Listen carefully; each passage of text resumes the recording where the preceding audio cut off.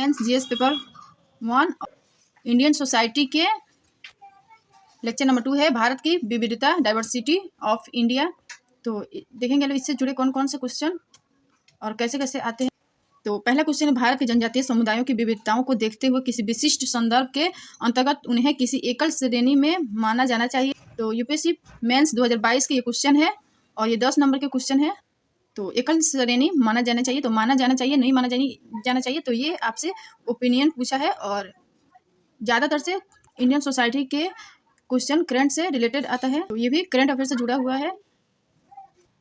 और दूसरा क्वेश्चन है, क्या हमारे राष्ट्र में सर्वत्र लघु भारत के सांस्कृतिक क्षेत्र है, उदाहरणों के साथ सविस्तार और स्पष्ट कीजिए। तो ये यूपीएससी मेंस 2019 का क्वेश्चन है। तो ये क्वेश्चन आप लोग बहुत अच्छे से लिख सकते हैं लोग। तो हमारे राष्ट्र में सर्वत्र लघु भारत के सांस्कृतिक क्षेत्र हैं, यानी छोटे छोटे अलग अलग क्षेत्र में, किसी प्रदेश में, शहरों में, गाँव में अलग अलग सांस्कृतिक क्षेत्र हो सकते हैं। और जब भी किसी सांस्कृतिक क्षेत्र के बात कीजिएगा लोग, तो उसके अंदर क्या क्या आएगी, तो वहाँ के भौगोलिक विविधता आएगी, सांस्कृतिक विविधता, वहाँ के भाषा, रीति रिवाज, रहन सहन और वहाँ के त्योहार आएंगे। और इसके अलावा वहाँ के निर्जातीय जो समुदाय है, जनजातीय समुदाय या कोई अन्य धर्म के लोग हैं, वो वहाँ पे आएंगे। तो जब भी ऐसा क्वेश्चन आए तो आप लोग अच्छे से अलग अलग डायमेंशन में सोच के और अच्छे से आंसर लिख सकते हैं लोग। और यूपीएससी मेंस के लिए एग्जाम्पल बहुत इंपॉर्टेंट हो जाता है। तो आप लोग द हिंदू से या मंथली मैगजीन से या एनसीईआरटी से लेकर के उदाहरण ऐड कर सकते हैं लोग। और तीसरा क्वेश्चन, भारत की विविधता के संदर्भ में क्या यह कहा जा सकता है कि राज्यों की अपेक्षा प्रदेश सांस्कृतिक इकाइयों को रूप प्रदान करते हैं, अपने दृष्टिकोण के लिए उदाहरणों सहित कारण बताइए। तो ये 2017 का क्वेश्चन। तो आप लोग नेक्स्ट जो क्वेश्चन है उसी के आधार पर ये भी क्वेश्चन को लिख सकते हैं लोग। और यदि भारतीय समाज की प्रमुख विशेषता देखें तो विविधता में एकता रही है, अर्थात विभिन्न धर्मों, निर्जातीय, भाषा के होते हुए भी विभिन्न विदेशी आक्रमणों के बावजूद भी इसकी एकता व अखंडता को बनाए रखा है। तो यदि भारतीय समाज की प्रमुख विशेषता देखें तो भारतीय समाज की प्रमुख विशेषता विविधता में एकता रही है, और अर्थात यदि यहाँ पे बहुत सारे धर्म हैं, निर्जातीय भाषा होते हुए भी और भाषा के लोग होते हुए भी, लेकिन फिर भी चाहे विदेशी आक्रमण हो या जब भी हमारे राष्ट्र के सामने कोई खतरा आया हो, हमने सब लोगों ने मिलकर एकता दिखाई और एकता अखंडता को बनाए रखने की कोशिश की है, या एकता अखंडता को बनाए रखने के प्रयास की है। यदि भारत में विविधता के विभिन्न रूप देखें तो पहला है धार्मिक विविधता, जैसे हमारे देश में हिंदू, मुस्लिम, सिख, ईसाई और बौद्ध धर्म, जैन धर्म, या इन धर्मों के अंदर भी जो बहुत सारे उपवर्ग है वो भी काफ़ी, और सबका अपना अपना रोल होता है, चाहे कोई भी धर्म हो और समुदाय हो या संस्कृति हो, सबका अपना अपना अच्छाइयाँ होती है और सभी लोग एक दूसरे से इन चीज़ों को सीखते हैं और इसी से एक अच्छा राष्ट्र बनता है। और सांस्कृतिक विविधता देखेंगे तो जैसे खान पान, त्यौहार, रहन सहन, भाषा, परंपरा, संस्कृति, संगीत, नृत्य आदि की काफी ज्यादा विविधता है। और कोई भी देश जितना विविध होगा उसके सभ्यताएं और संस्कृति उतनी ही स्ट्रांग, मजबूत होगी। जैसे हमारे देश में कोई जैसी अलग अलग संस्कृति है और अलग अलग क्षेत्र में संस्कृति देखने को मिलती है, इससे पर्यटन को बढ़ावा मिलता है, उससे हमारे देश में पर्यटन को बढ़ावा मिलेगा और पर्यटन का जीडीपी में बहुत बड़ा योगदान होता है और लोगों की आजीविका इससे जुड़ी रहेगी, तो इसका बहुत बड़ा रोल होता है। इसके अलावा भाषाई विविधता की बात करें तो जैसे किसी भी देश का भौगोलिक भूदृश्य या प्राकृतिक भूदृश्य अच्छी है, जैसे मैदान, पहाड़, पर्वत, नदियाँ, झीलें, घाटियाँ, तो उस क्षेत्र में सांस्कृतिक भूदृश्य काफी विविधतापूर्ण वाला होगा। जैसे कोई पर्वत है या पर्वत श्रृंखलाएं हो सकती, जैसे घाटियों में एक संस्कृति के लोग रहते हैं, निर्जातीय लोग रहते हैं, दूसरा पर्वत जिसमें दूसरे संस्कृति के लोग रहते हैं, दूसरे जाति के लोग रहते हैं, वो उनसे अलग कर पर्वत। तो किसी भी देश के ज्योग्राफी उसके सांस्कृतिक भूदृश्य को निर्धारित करती है, और सांस्कृतिक भूदृश्य में प्रजातियां, निर्जातियां और भाषा, धर्म, संस्कृति, सभ्यता ये सब आते हैं। और भौगोलिक विविधता ने भाषाई विविधता को जन्म दिया, तो भौगोलिक विविधता ने भाषाई विविधता को जन्म दिया। तो भारत के संदर्भ में देखेंगे लोग तो भारत के अंदर कौन कौन से भाषाओं का विकास हुआ, तो इंडो यूरोपियन यानी हिंद यूरोपियन भाषाओं का विकास हुआ, और उत्तरी भारत में विशेषकर ऐसा हुआ, और हिंद ब्रिज भाषा और पहाड़ी कई भाषाओं का यहाँ पर विकास हुआ। दूसरा द्रविड़ परिवार, तो आंध्र प्रदेश और कर्नाटक। तो द्रविड़ परिवार की भाषाएं देखेंगे लोग तो तमिल, मलयालम, तेलुगु और कन्नड़। ये दक्षिण में है, साउथ में। और ऑस्ट्रिक परिवार में देखेंगे लोग तो इसे जनजातीय भाषा कह सकते हैं, जैसे संथाली, मुंडा, अरावली, विंध्य और सतपुड़ा। और साइनो तिब्बती परिवार में देखेंगे लोग तो हिमालय या उत्तर पूर्व में भारत में इनका विकास। और निर्जातीय विविधता देखेंगे तो किसी क्षेत्र की निर्जातीय विविधता प्राकृतिक भूदृश्य, संस्कृति व परंपरा, प्रवास व समय के साथ मिश्रण पर निर्भर करती है। और भारत में निर्जातीय विविधता की बात करें तो इन्हें 6 वर्गों में रखा जाता है। पहला है नीलगिरी, जो दक्षिण भारत बेसिकली अंडमान और निकोबार में पाया जाता है। और इसके जो लक्षण है, जैसे चेहरे के आकार कैसे होगा और बालों के स्टाइल क्या होगी और कलर कैसा होगा उनका। और दूसरा है प्रोटो ऑस्ट्रेलाइड, जो जनजातीय क्षेत्र मध्य भारत जैसे भील, मुंडा और संथाल। और मंगोलाइड में देखेंगे लोग तो जैसे पहाड़ी क्षेत्र हो गया। और जनजातीय भूटान, लद्दाख, तिब्बती क्षेत्र में है। और मेडिटेरेनियन में देखेंगे लोग जैसे पंजाब और राजस्थान और हरियाणा। महाराष्ट्र में मेडिटेरेनियन है, जो उनके प्रभाव देखने को मिलता है। और पश्चिमी ब्रेकिसिफेल, ये तटीय राज्यों में है। और नॉर्डिक्स आर्यन में देखेंगे तो पंजाब, हरियाणा, राजस्थान और यूपी में देखने को मिलते हैं। और जनजातीय समुदाय में विविधता देखेंगे तो हमारे देश में काफ़ी विविधता है और काफ़ी विविधता देखने को भी मिलता है। और उसका बहुत ज़्यादा प्रभाव पड़ता है कितनी ज़्यादा विविधता हो उस देश के लिए या वहाँ के संस्कृति के लिए। और इसके अलावा जनजातीय समुदाय की विविधता की बात करें तो यहाँ से क्वेश्चन देखने को अच्छी खासी मिलती है और ये बहुत इम्पोर्टेंट टॉपिक है। तो जनजातीय समुदाय में विविधता देखेंगे लोग तो बेसिकली उपमहाद्वीप के पुराने निवासी है। और जनजातीय जनसंख्या की बात करें इनके तो 85% मध्य भारत में है। और 2011 की जनगणना के अनुसार 8.6% यानी 104 मिलियन लोग जनजातीय लोग भारत में रहते हैं, निवास करते हैं। और 11% पूर्वोत्तर राज्य में पाए जाते हैं। और जनजातीय भाषाएं देखेंगे लोग तो ऑस्ट्रिक व साइनो तिब्बती इनकी प्रमुख भाषाएं हैं। और 1960 के दशक की बात करें, एक ऐसा मामला आया था कि जनजातीय समुदाय को एक हिंदू कृषक समुदाय माना जाए या बिल्कुल भिन्न वाद विवाद। और कुछ विद्वानों का मानना है कि जनजातियों को ऐसे आदिम अथवा विशुद्ध समाज में रखा जा सकता है जो सभ्यता व विकास की धारा से अछूते रहे हो। और नेक्स्ट पॉइंट है आदिवासी समुदाय, विशेषकर मध्य भारत के शासक वर्ग से भी संबंधित है, जैसे गोंड राज वहाँ इनका होता था। और इसके अलावा व्यापारी भी रहे हैं। और औपनिवेशिक युग में जनजातियों का शोषण, वन कानून आदि ने इनकी संस्कृति व विकास को प्रभावित किया।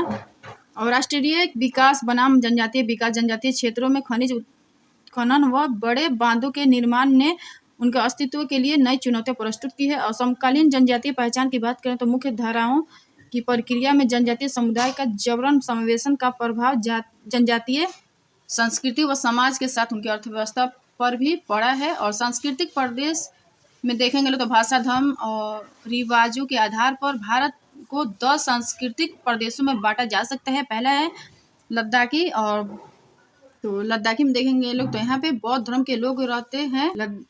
लद्दाखी और बौद्ध संस्कृति यहाँ पर काफ़ी जो धार्मिक उनके मठ है, योगा मेडिटेशन भी वहाँ पे करते हैं। और दूसरा है कश्मीरी। तो कश्मीरी मुस्लिम संस्कृति में आप बता सकते हैं यहाँ पे जैसे कश्मीरी पंडित हैं या सिख धर्म या मुस्लिम धर्म के लोग हैं। और तीसरा है सिख गुरुमुखी में देखेंगे लोग तो यहाँ पे कौन सी भाषा, कौन से लिपि, कौन से धर्म, तो सभी में सेम कारक आएंगे। और चौथा है देवभूमि सांस्कृतिक प्रदेश, जैसे यहाँ पे हिमाचल है, उत्तराखंड है, केदारनाथ है, जैसे काफ़ी धार्मिक पर्यटन स्थल है। और पांचवा है हिंदू और हिंदी सांस्कृतिक प्रदेश, तो मतलब बेसिकली मध्य भारत है, राजस्थान, पंजाब, हरियाणा, यहाँ पे हिंदी भाषा ज़्यादा डोमिनेट है। और इसके अलावा है उत्तर। और नेक्स्ट है 5वां पॉइंट हिंदू और हिंदी सांस्कृतिक प्रदेश, बेसिकली मध्य भारत, राजस्थान, पंजाब, हरियाणा, यहाँ पे हिंदी भाषा ज़्यादा डोमिनेट है। और छठा है उत्तर पूर्वी भारत में सांस्कृतिक प्रदेश में देखेंगे लोग यहाँ पे मिश्रित संस्कृतियाँ पाई जाती है। 7वां है मराठी हिंदू सांस्कृतिक प्रदेश है। और द्रविड़ सांस्कृतिक प्रदेश और बंगाली सांस्कृतिक प्रदेश, जनजातीय हिंदू सांस्कृतिक प्रदेश। तो ये 10 पॉइंट बहुत इंपॉर्टेंट है। आप लोग मैप के द्वारा मेंस में इसको अच्छे से यूज कर सकते हैं। लोग मैप के द्वारा लिखेगा लोग तो बहुत अच्छे नंबर भी मिलेंगे। और भारत में विविधता में के मध्य एकता बढ़ाने वाले कारक कौन कौन से हैं? तो संवैधानिक पहचान हो गया, धार्मिक सहअस्तित्व और आर्थिक एकीकरण हो गया, और मेले व त्योहार और तीर्थ यात्रा व धार्मिक प्रथाएं, अंतर्राज्यीय संचरण और मानसूनी जलवायु, पर्यटन और खेल व सिनेमा और संचार और मीडिया। और विविधता में एकता के लिए खतरा तो क्षेत्रवाद हो गया, और विभाजनकारी राजनीति और सांप्रदायिकता, असंतुलित विकास और जातीय व निर्जातीय भेदभाव, भौगोलिक अलगाव हो गया, अंतर्राज्य संघर्ष और बाह्य कारक में आतंकवाद, संगठित अपराध। और समाधान देखेंगे लोग तो समाधान में भी बहुत अच्छे पॉइंट है। तो पहले संवैधानिक व लोकतांत्रिक मूल्य और सुशासन हो गया, और कानून व विधि और परंपरागत व आधुनिक मूल्यों का संयोजन, सहिष्णुता हो गया, और मानव संसाधन विकास, सतत व समावेशी विकास हो गया, और संधात्मक ढांचा और संस्कृति व भाषा का सम्मान, और आंतरिक व बाह्य सुरक्षा। और भारतीय समाज पर भूमंडलीकरण का प्रभाव, तो effect of globalisation on globalisation India society. तो इसमें क्वेश्चन देखेंगे लोग तो इससे रिलेटेड टॉपिक में तो ग्लोबलाइजेशन से क्वेश्चन देखेंगे लोग कितने आए अब तक। तो अपर्याप्त संसाधनों की दुनिया, भूमंडलीकरण एवं नए तकनीक के रिश्ते को भारत के बीच से संदर्भ में स्पष्ट करें। तो ये 2022 का क्वेश्चन है। और दूसरा क्वेश्चन, क्या भारत में विविधता एवं बहुलवाद वैश्वीकरण के कारण एक संकट में है? तो औचित्यपूर्ण उत्तर दीजिए। तो ये भी 2020 का क्वेश्चन है। और क्या हम वैश्विक पहचान के लिए अपनी स्थानीय पहचान खोते जा रहे हैं? चर्चा कीजिए। तो ये 2019 का क्वेश्चन है।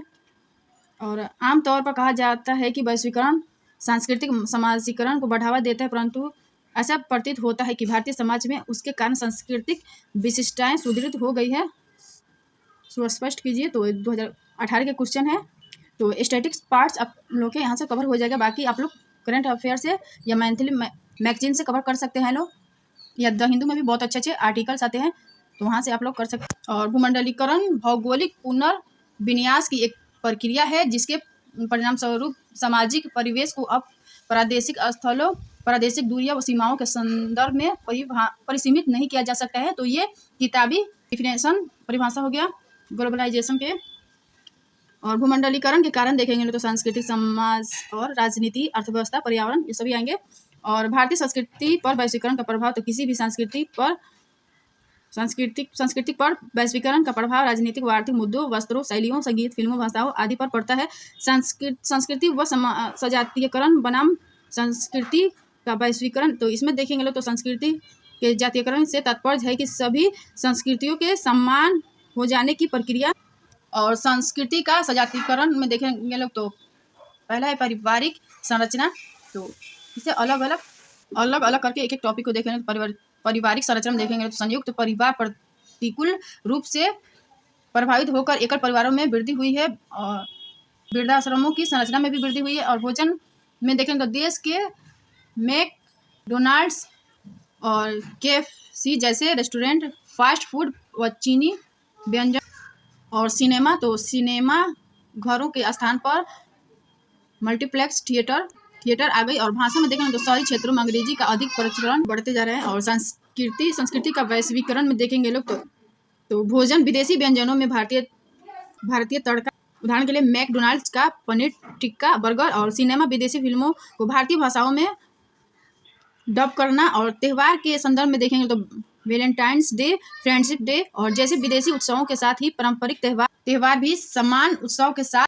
तो सजातीयकरण बनाम संस्कृति का भूस्थानीकरण और ग्लोबलाइजेशन, भूस्थानीकरण या ग्लोबलाइजेशन, तो ये वैश्वीकरण के ही परिणाम है। तो ग्लोबलाइजेशन का मतलब होता है ग्लोबल प्लस लो, इसका अर्थ होता है भूमंडलीय के साथ स्थानीय का मिश्रण।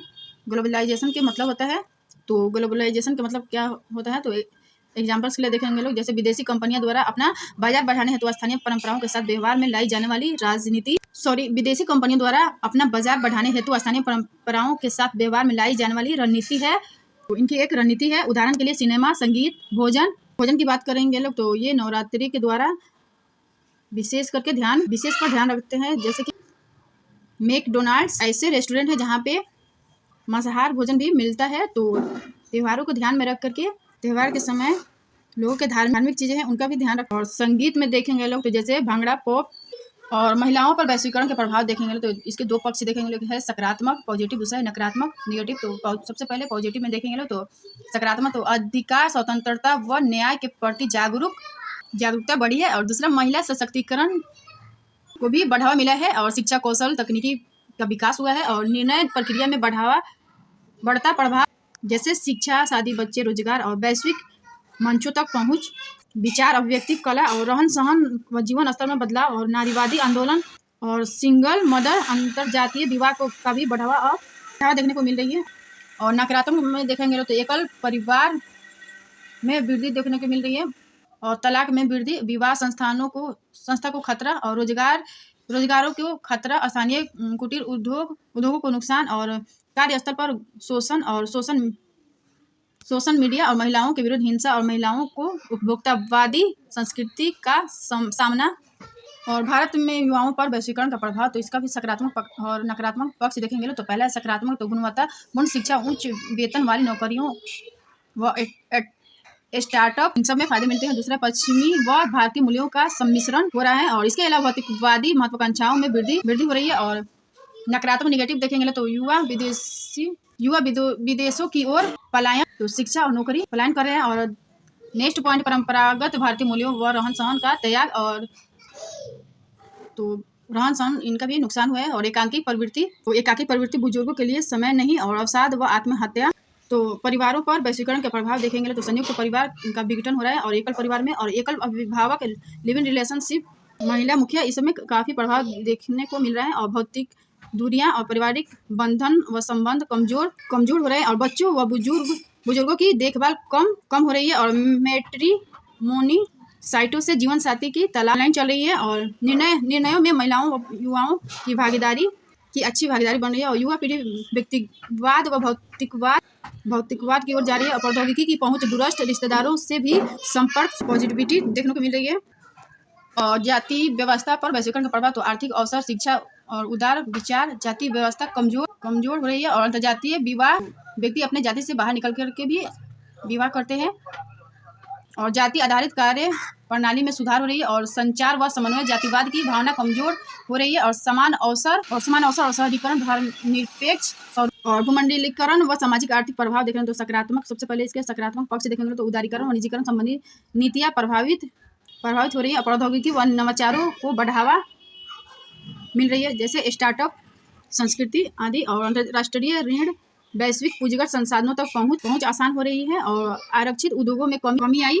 और पर्यटन, विदेशी मुद्रा भंडार बढ़ावा मिला, उद्योगों में विनिवेश, दक्षता व योग्यता में वृद्धि हुई है। और नगरीकरण व औद्योगिकरण को बढ़ावा मिला है। और दूरसंचार, IT, तकनीक व प्रौद्योगिकी, R&D और AI में वृद्धि हुई है, यह बढ़ावा मिला। और नकारात्मक प्रभाव देखेंगे तो वैश्विक वित्तीय संकट, मंदी और मुद्रास्फीति प्रभावित हो रहे हैं। और प्रतिष्ठित कंपनियां प्रतिस्पर्धा से प्रभावित है। और वैश्विक संकट, युद्ध, आयात निर्यात प्रभावित। और बेरोजगारी में वृद्धि,